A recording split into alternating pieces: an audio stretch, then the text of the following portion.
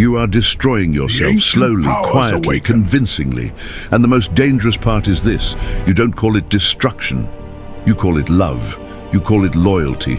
You call it being a good person. But strip away the emotion, strip away the excuses, and look at it under the cold, unforgiving light of reality. It is none of those things. What you are really doing is trading your peace for approval, your energy for validation, your life for people who have no intention of changing. And deep down, painfully deep down, you already know this. You feel it every time you leave a conversation drained, every time you give more and receive nothing, every time you promise yourself, this will be the last time. And it never is. The Stoics warned us about this centuries ago. They taught that strength is not endless sacrifice. Strength is discernment. Strength is knowing when to stand firm and when to step away. Because goodness does not mean self-destruction, and compassion does not require martyrdom. You are not here to save everyone, and some people, no matter how much you give, are not meant to be saved. In fact, the more you try to rescue them, the more you sink alongside them. Their chaos becomes your chaos.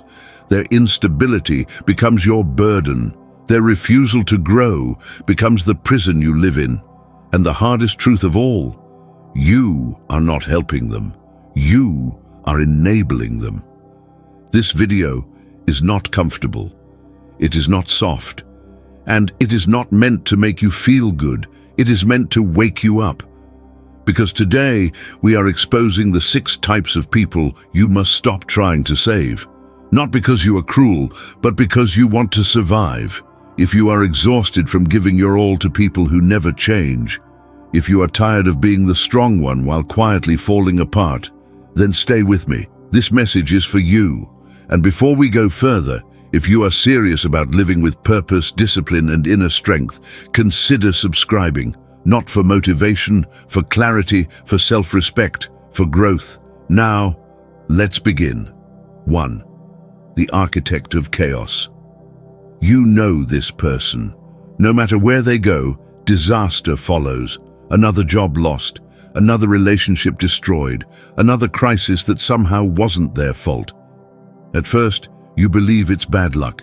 You believe they're just misunderstood. You believe, with enough help, things will change. But they never do, because their chaos is not accidental. It is engineered. They ignore warning signs.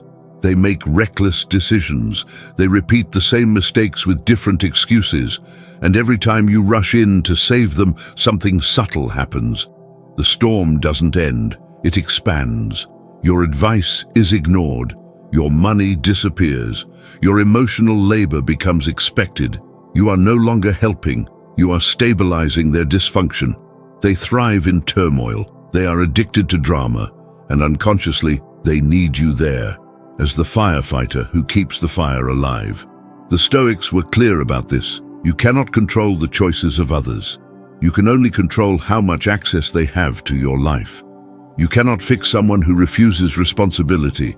You cannot rescue someone who keeps lighting the match. At some point, you must stop being the umbrella. Let them feel the rain. Let them face consequences. Let discomfort teach what kindness never could. This is not cruelty. This is wisdom. Because the only way a chaos-driven person learns to stand is when no one is left holding them up. The bottomless pit. Never enough person. The smiling saboteur. The professional victim, the arrogant fool, the repeater of betrayals, the scorpion.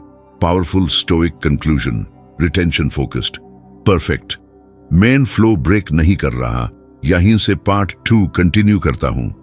Tone वही dark, plus Stoic plus cinematic, meaning intact, words fully refined. The bottomless pit, the never enough person. This one doesn't arrive with chaos. It arrives with need. At first, they seem harmless, vulnerable, grateful. They thank you. They appreciate you. They make you feel important. And that's how the trap begins. You give a little. They need more. You give more. They expect it. You hesitate and they guilt you.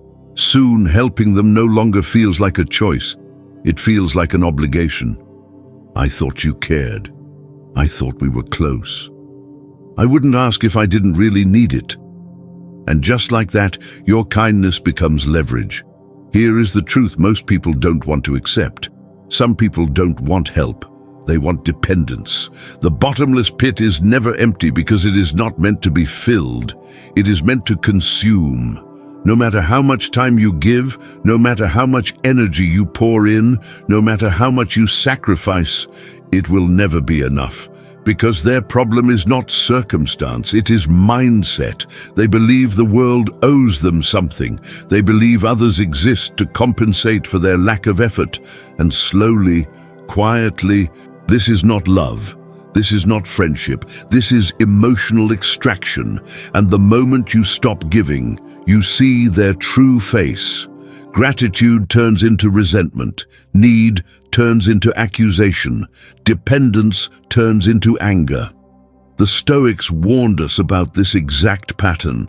They taught that generosity without boundaries is self-betrayal, that helping someone who refuses responsibility is not virtue. It is weakness disguised as goodness. You are not cruel for saying no. You are not selfish for protecting your limits. You are sane because if you keep filling a bottomless pit, eventually there will be nothing left of you. Set the boundary. Let the silence do the teaching. And remember, someone who only values you for what you give does not value you at all. The smiling saboteur.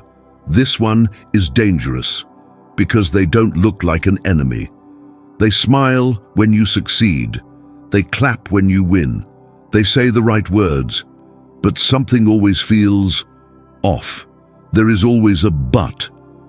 That's great news, but don't you think it's risky?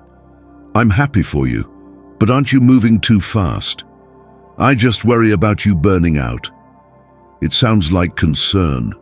It sounds like care, but underneath it is something darker. Envy. The smiling saboteur does not hate you. They hate what your growth forces them to see about themselves. Your progress exposes their stagnation. Your discipline highlights their excuses. Your courage mirrors their fear. So instead of growing, they subtly pull you back. They plant doubt. They minimize your victories. They question your direction, not loudly, not aggressively, quietly, repeatedly, persistently. And if you're not careful, their voice becomes your inner voice. The Stoics understood this psychology deeply. They taught that you must guard your mind the same way you guard your body. Not everyone deserves access to your ambitions. Not everyone should hear your plans. And not everyone who smiles at you wants to see you win. You cannot save the envious. You cannot convince them to celebrate your success. The only winning move is distance. Keep your victories private. Let results speak. Protect your momentum, because a person who secretly resents your rise will always try to keep you small. The professional victim, the never-healing soul. This one comes with tears and open hands, with stories of suffering, with pain they insist you must witness. At first you feel honored to help, you feel needed, you feel important, but the pattern emerges quietly, almost imperceptibly. Every struggle becomes a stage, every hardship becomes a performance, and your role, to applaud, advise, rescue, and console. The professional victim has mastered the art of dependency. Their pain is currency. Their suffering is a tool. You give advice, they dismiss it. You offer help, they push it aside. You set a limit, suddenly you are cruel. Because they are not seeking growth, they are seeking attention. They are seeking validation. They are seeking a reason for others to carry their weight. Every time you pour your energy into their cycle, you become the enabler of stagnation. You reinforce their identity as the helpless, the suffering, the wronged. The Stoics would call this external chaos, a force that seeks to control your internal state. And your job is to protect the self, not to extinguish their performance. It is not cruelty to step back. It is not selfish to say no. It is necessary for your survival, because if you continue rescuing the professional victim, you are not helping them. You are becoming trapped in their endless loop. Let them carry their own weight. Let them confront their own pain. Let them face reality, harsh, unforgiving, real. You cannot heal someone who refuses to take the first step. You cannot rescue someone who chooses to remain stuck. And here is the hardest truth. Every moment you spend rescuing them is a moment you take away from yourself. You are not abandoning them. You are saving yourself. 5. The arrogant fool, the stubborn know-it-all. Some people wear certainty like armor. They believe their way is the only way. They refuse advice. They reject guidance. They cannot see past their own opinions. No matter how many times you offer wisdom, no matter how many examples you share, no matter how much effort you invest, they will resist. The arrogant fool is not evil. They are blind.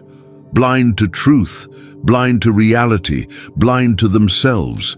Every conversation with them feels like talking to a wall. Every suggestion meets rejection. Every warning meets disdain. And every mistake they make is never a lesson. It is confirmation of their brilliance. They are enslaved by their own pride.